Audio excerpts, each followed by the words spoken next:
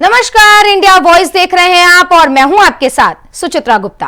वक्त हो चला है रिपोर्टर लाइव का, जहां पर दिन भर की तमाम बड़ी खबरें हमारे संवाददाता सीधा ग्राउंड जीरो से आप तक पहुंचाते हैं।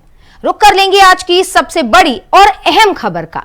खबर अयोध्या से है, जहां सीएम योगी आदित्यनाथ आज अयोध्या दौरे के लिए पहुंचे। लेकिन क्यों, क्या कुछ रहे उनके कार्यक्रम, इसकी तमाम जानकारी दे रहे हैं हमारे सहयोगी विनय मिश्रा। मुख्यमंत्री योगी आदित्यनाथ का आज अयोध्या दौरा था और लगभग 2:25 के करीब जो है अयोध्या पहुंचे हैं। और सबसे पहले उन्होंने हनुमानगढ़ी का दर्शन किया है और दर्शन पूजन करने के बाद रामलला के दर्शन पूजन किया। उसके बाद जो सीधे सुग्रीव किला पहुंचे हैं, यहाँ पे मूर्ति का अनावरण का कार्यक्रम था। यहाँ पे मूर्ति का अनावरण कार्यक्रम के दौरान जो है सीएम योगी ने कहा है कि जो 500 वर्षों का ये सपना था सभी का कि यहाँ पे भगवान रामलला विराजमान हो, तो उस सपना के यहाँ पे पूरा होता हुआ नजर आ रहा है। और सुग्रीव किला के जो आने जाने का रास्ता था वो काफी सकरा था, अब जो है दोनों तरफ से जो है आया जा सकता है। तो इस तरीके से अयोध्या में विकास की गति जो है धीरे धीरे तेजी पकड़ रही है और आने वाले दिनों में यहाँ पे और भी विकास देखने को मिलेगा।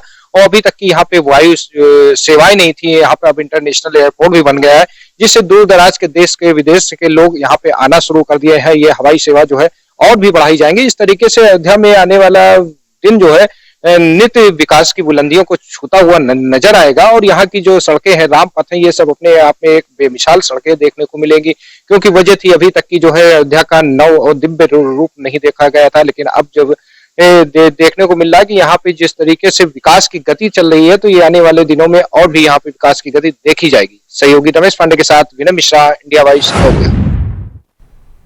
खबर लखनऊ से है, जहां सपा प्रमुख अखिलेश यादव ने एक प्रेस कॉन्फ्रेंस की।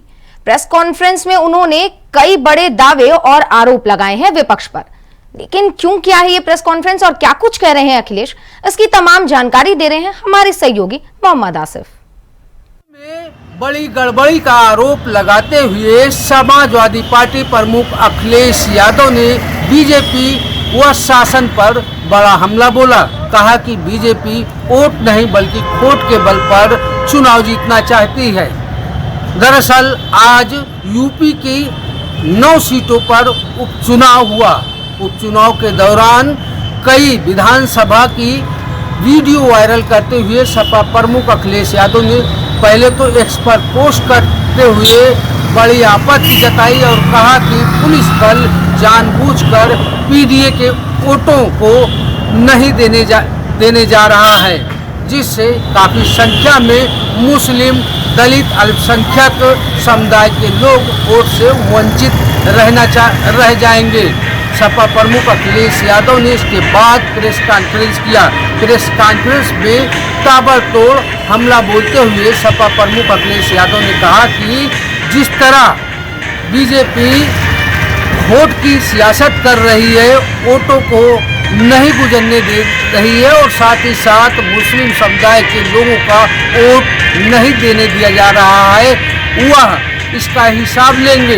सपा प्रमुख अखिलेश यादव ने यह भी कहा कि पीडीए के लोग एकजुट हैं और उन्होंने बहादुरी दिखाते हुए अपने मताधिकार का प्रयोग भी किया।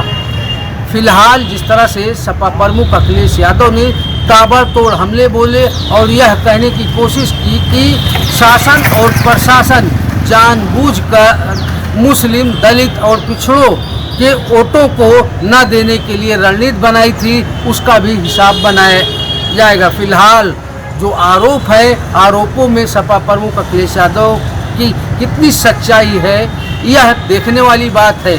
सहयोगी फैज के साथ आसिफ बेग, इंडिया वॉइस, लखनऊ। 2 राज्यों में विधानसभा चुनाव के बाद अगले कुछ महीने में दिल्ली में भी चुनाव होने हैं। इसे लेकर बीजेपी और आप आपस में भिड़ी हुई है। आरोप प्रत्यारोप का दौर भी चल रहा है। इस बीच भाजपा के अध्यक्ष वीरेंद्र सचदेवा ने प्रेस कॉन्फ्रेंस कर आम आदमी पार्टी पर बड़ा आरोप लगाया। क्या कुछ कहा है वीरेंद्र सचदेवा ने, इसकी तमाम जानकारी दे रहे हैं हमारे सहयोगी कमल किशोर। अरविंद केजरीवाल को लेकर विवाद थमने का नाम नहीं ले रहा है। ताजा मामलों में बीजेपी ने पूर्व मुख्यमंत्री व आम आदमी पार्टी के राष्ट्रीय संयोजक अरविंद केजरीवाल पर गंभीर आरोप लगाए हैं। दिल्ली विधानसभा में नेता प्रतिपक्ष विजेंद्र गुप्ता ने बुधवार को अरविंद केजरीवाल से खर्च को लेकर अरविंद केजरीवाल पर भ्रष्टाचार का आरोप लगाते हुए सवाल पूछा है कि इसे लेकर उन्होंने एक्स पर एक वीडियो भी शेयर किया। साथ ही कल बृहस्पतिवार को फिरोजशाह रोड स्थित केजरीवाल के घर का घेराव करने की बात कही। उन्होंने एक्स पर लिखा कि केजरीवाल के शीश महल पर नए खुलासे पीडब्ल्यूडी के दस्तावेज बताते हैं कि अप्रैल 2022 के बाद वहां पर कोई काम नहीं हुआ, तो फिर शीश महल के बाद लगी बेशुमार सुविधाएं कहां से आई। सबको चौंकाने वाला सोने की परत वाला कम्बोर्ड और वॉश बेसिन। केजरीवाल इसे शीश महल खाली करते समय साथ ले गए, आखिर क्यों? क्या ये सबूत मिटाने की कोशिश थी? केजरीवाल जवाब दो। वीडियो जर्नलिस्ट के साथ मैं कमल किशोर, इंडिया वॉइस, दिल्ली। खबर आगरा से है, जहां बदमाशों के हौसले दिन पर दिन बुलंद होते जा रहे हैं। इस बार भी बदमाशों ने कुछ ऐसा कर दिया कि आप भी हैरान रह जाएंगे। क्या कुछ है ये पूरा मामला, इसकी जानकारी दे रहे हैं हमारे सहयोगी जिशान अहमद। इसके जनपद आगरा में बदमाशों के हौसले इतने बुलंद हैं कि लूट जैसी घटनाओं को अंजाम देकर वे वहां से भागने में सफल हो जाते हैं। बीते दिन हुई थाना शमशाबाद क्षेत्र के अंतर्गत लूट की घटना से शमशाबाद क्षेत्र में हड़कंप मच गया। वहीं आपको बता दें, डीएपी बेचकर सोसाइटी के सचिव अपने घर जा रहे थे, वहीं दो बाइक सवार बदमाशों ने उनके साथ लूट की घटना को अंजाम दिया। बाइक पर वे सोसाइटी के सचिव जा रहे थे, वहीं दो बदमाशों ने उनको धक्का देकर रोड पर गिरा दिया और नोटों से भरा बैग लेकर वे रफू चक्कर हो गए। हालांकि थाना शमशाबाद में तहरीर के आधार पर मुकदमा दर्ज किया गया है। जो सोसाइटी के सचिव हैं, उन्होंने बताया कि डीएपी बेचकर 2,70,000 रुपये लेकर वे अपने घर जा रहे थे, तभी बदमाशों ने उनके ऊपर हमला कर दिया और वो बैग लेकर रफू चक्कर हो गए। घटना के बाद मौके पर पुलिस पहुंची, आला अधिकारी भी मौके पर पहुंचे और टीम का गठन किया गया है। वहीं सीसीटीवी फुटेज खंगाले जा रहे हैं और आगरा पुलिस का दावा है कि जल्द ही बदमाशों को गिरफ्तार कर जेल भेजा जाएगा। अब देखने वाली बात होगी कि आगरा पुलिस कब तक इस घटना का खुलासा करती है। अपने सहयोगी उमर के साथ जिशान अहमद, इंडिया वॉइस, आगरा। खबर गोरखपुर से है, जहां खनन विभाग का खनन माफियाओं पर मेहरबान होती हुई खनन विभाग दिख रही है। आपको बता दें कि खनन विभाग की ढील की वजह से खनन माफियाओं ने एक टोकन बांटने वाले मुंशी को कुचलकर मौत के घाट उतार दिया। लेकिन क्यों, क्या रहा ये पूरा मामला, इसकी जानकारी दे रहे हैं हमारे सहयोगी अवनीश मणि त्रिपाठी। पंचायत सरीला के जो पवन अनुरागी हैं, उनके खिलाफ आज सभासदों ने हमीरपुर एडीएम को ज्ञापन सौंपा। उन्होंने आरोप लगाया है जो वहाँ पर पवन यादव हैं, जो उनके करीबी लोग हैं, उनके नाम ये लोग फर्जीवाड़ा करके वहाँ का पैसे का बंदरवाट करते हैं। जो गड्ढे होते हैं, खाद के गड्ढे, उन गड्ढों का टेंडर होता, टेंडर का वो बता रहे हैं कि टेंडर हुए नहीं है। इसके बाद जो उनके करीबी चरण सिंह, उनके खिलाफ ये टेंडर करते हैं और उन्हीं के नाम से पैसे का बंदरवाट किया जाता है। और इसके बाद जो वहाँ के लिपिक हैं राघवेंद्र, उन्होंने एडीएम को शिकायत की है और उनके साथ करीब आधा दर्जन सभासद थे जो उन्होंने शिकायत की। भ्रष्टाचार की भेंट चढ़ा हुआ सरीला नगर पंचायतों से, जिसको लेकर आज एडीएम से शिकायत की। उन्होंने कहा कि इसकी जांच कराई जाए और जो भी तथ्य हो उसको सामने लाया जाए। इंडिया वॉइस से रूपेश गुप्ता, हमीरपुर। एक और यूपी सरकार भ्रष्टाचार पर जीरो टॉलरेंस की नीति पर काम कर रही है, वहीं प्रशासन में ऐसी खबरें हैं जिसकी वजह से बार बार सरकार का नाम बदनाम हो रहा है। ताजा मामला हमीरपुर से है, जहां नगर पंचायत अध्यक्ष के भ्रष्टाचार के खिलाफ सभासदों ने ज्ञापन सौंपा है। क्या कुछ है ये पूरा मामला, क्या रहा है, इसकी जो विस्तार से जानकारी है वो दे रहे हैं हमारे सहयोगी रुपेश गुप्ता। पंचायत सरीला के जो पवन अनुरागी हैं, उनके खिलाफ आज सभासदों ने हमीरपुर एडीएम को ज्ञापन सौंपा। उन्होंने आरोप लगाया है जो वहाँ पर पवन यादव हैं, जो उनके करीबी लोग हैं, उनके नाम ये लोग फर्जीवाड़ा करके वहाँ का पैसे का बंदरवाट करते हैं। जो गड्ढे होते हैं, खाद के गड्ढे, उन गड्ढों का टेंडर होता, टेंडर का वो बता रहे हैं कि टेंडर हुए नहीं है। इसके बाद जो उनके करीबी चरण सिंह, उनके खिलाफ ये टेंडर करते हैं और उन्हीं के नाम से पैसे का बंदरवाट किया जाता है। और इसके बाद जो वहाँ के लिपिक हैं राघवेंद्र, उन्होंने एडीएम को शिकायत की है और उनके साथ करीब आधा दर्जन सभासद थे जो उन्होंने शिकायत की भ्रष्टाचार की भेंट चढ़ा हुआ सरीला नगर पंचायतों से, जिसको लेकर आज एडीएम से शिकायत की। उन्होंने कहा कि इसकी जांच कराई जाए और जो भी तथ्य हो उसको सामने लाया जाए। इंडिया वॉइस से रूपेश गुप्ता, हमीरपुर। अगली खबर रायबरेली से है, जहां महिला आयोग की सदस्य एकता सिंह रायबरेली पहुंची। लेकिन क्यों, क्या कुछ रहा उनका प्रोग्राम, इसके बारे में तमाम जानकारी दे रहे हैं हमारे सहयोगी राजू तिवारी। महिला आयोग की सदस्य एकता सिंह आज रायबरेली पहुंची और रायबरेली के जिला अस्पताल का उन्होंने औचक निरीक्षण किया। इस दौरान देखा गया कि जिला अस्पताल में अफरा तफरी का माहौल रहा और हड़कंप मचा रहा।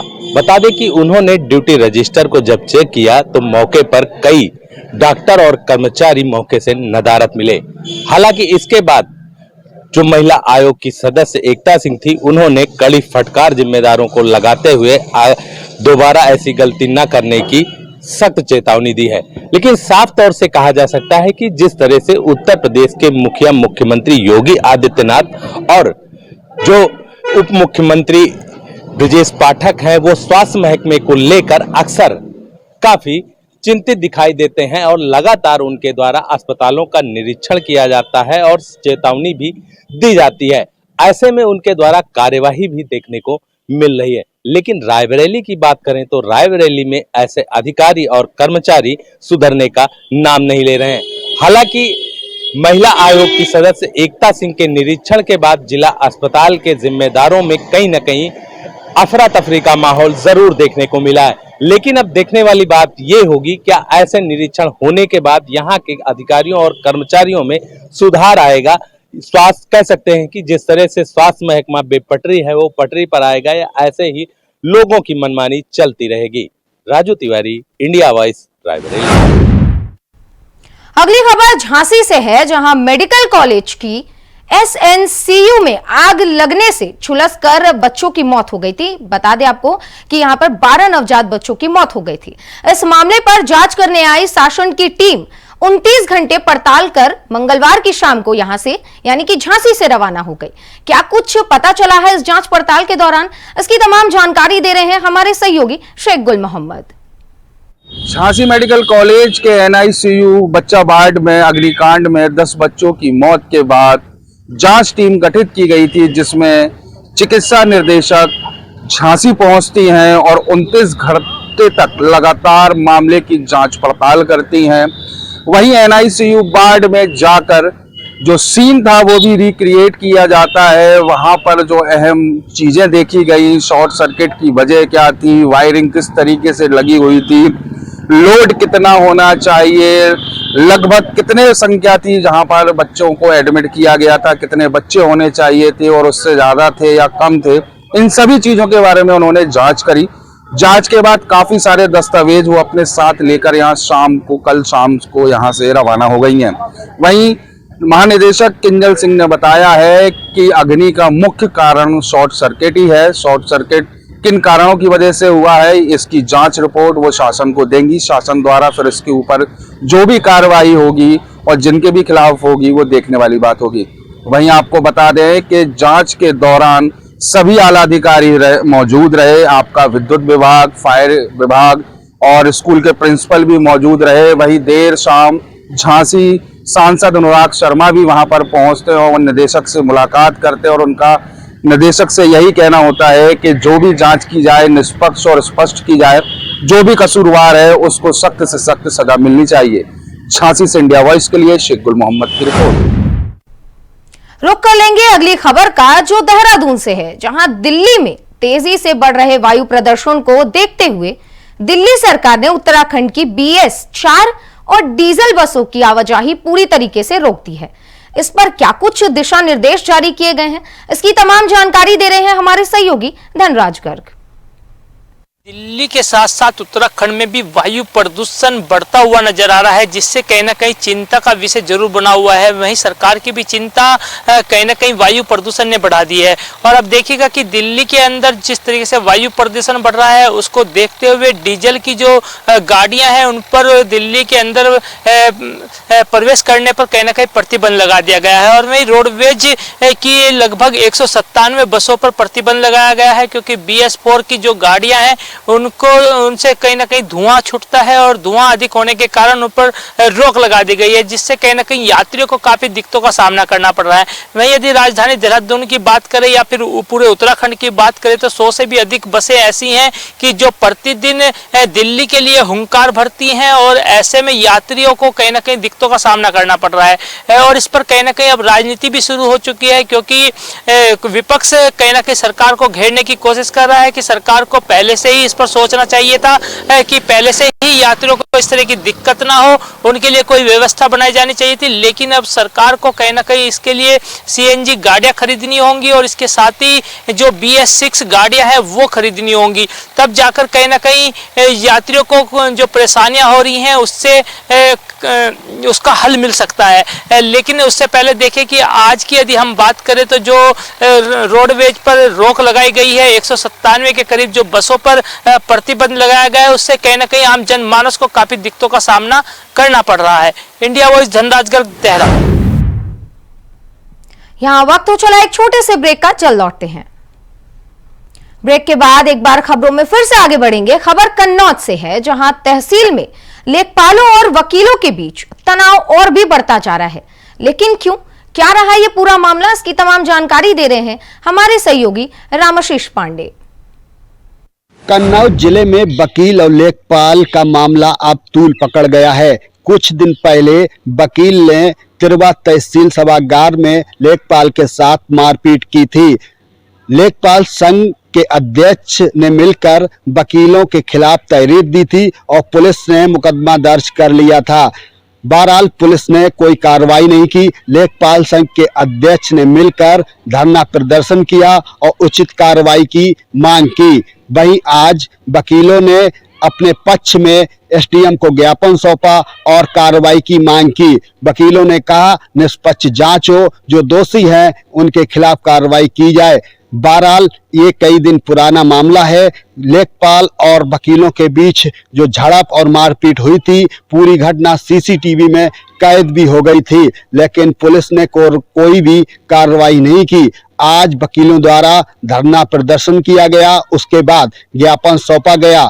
ये पूरी घटना CCTV में कैद हुई और ये पूरी घटना पैमाइश को लेकर बताई गई है। अपने सहयोगी सचिन के साथ रामसी पांडे, इंडिया वॉइस, कन्नौज, उत्तर प्रदेश। झांसी से एक हैरान करने वाला मामला सामने आया। आपको बता दें कि ऑनलाइन गेम में पैसे हारने के कारण एक छात्र ने खुद ही के अपहरण का षड्यंत्र रच डाला। जी हां, एक साजिश उसने रची जिसमें उसने खुद का ही अपहरण करवा लिया और माता पिता से फिरौती की मांग कर दी। क्या कुछ है ये पूरी खबर, इसकी तमाम जानकारी दे रहे हैं हमारे सहयोगी शेख गुल मोहम्मद। तोड़ी फतेहपुर थाना क्षेत्र में नर्सिंग की छात्रा का अपहरण कर लिया जाता है। अपहरण के बाद फिरौती भी मांगी जाती है और पिता के WhatsApp नंबर पर कुछ वीडियोस भी भेजे जाते हैं जिसमें फिरौती के रूप में 6 लाख रुपए की रकम मांगी जाती है और बोला जाता है कि अगर समय से रकम नहीं दी गई तो लड़की को जान से मार दिया जाएगा।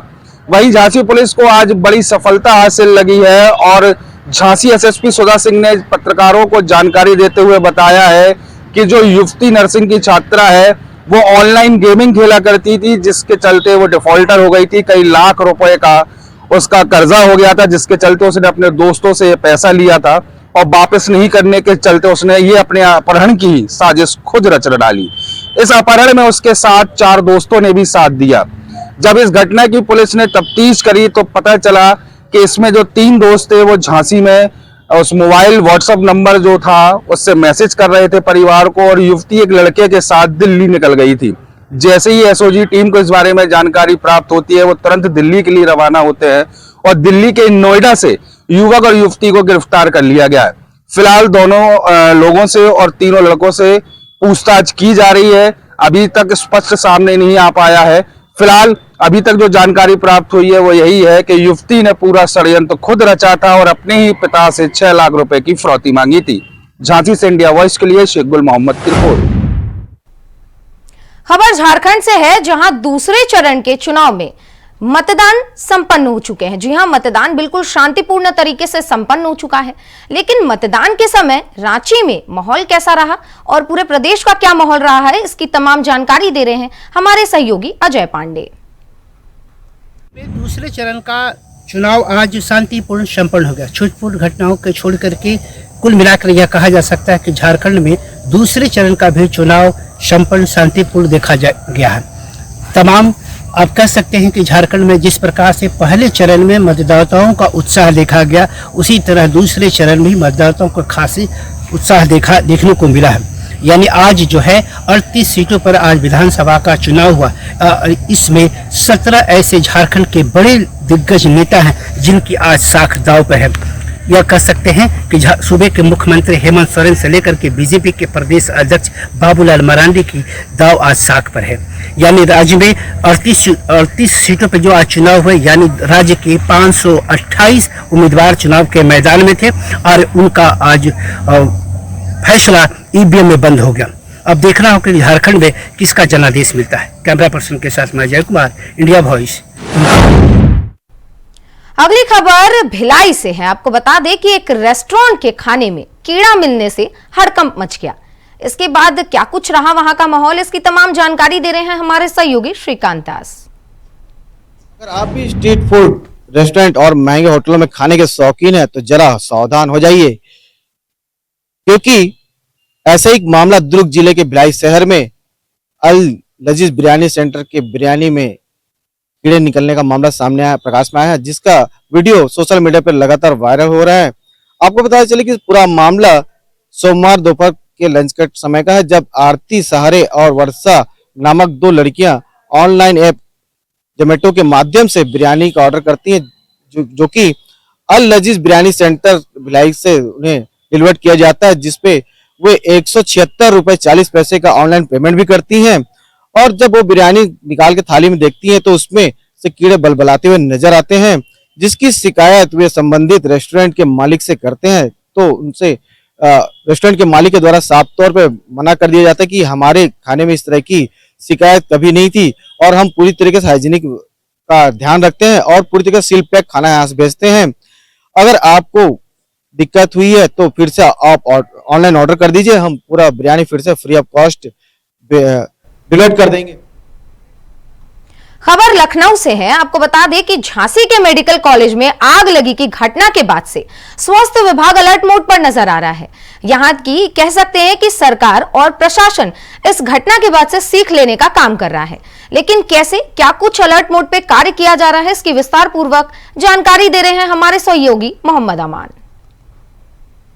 निजी अस्पताल में एक और इंसानी जिंदगी मौत की भेंट चढ़ गई। जी, पूरा मामला राजधानी लखनऊ के खदरा स्थित केडी अस्पताल का बताया जा रहा है, जहां पे पूनम मौर्य नामक एक महिला अपने गले के इलाज के लिए आती है, जहां पे डॉक्टर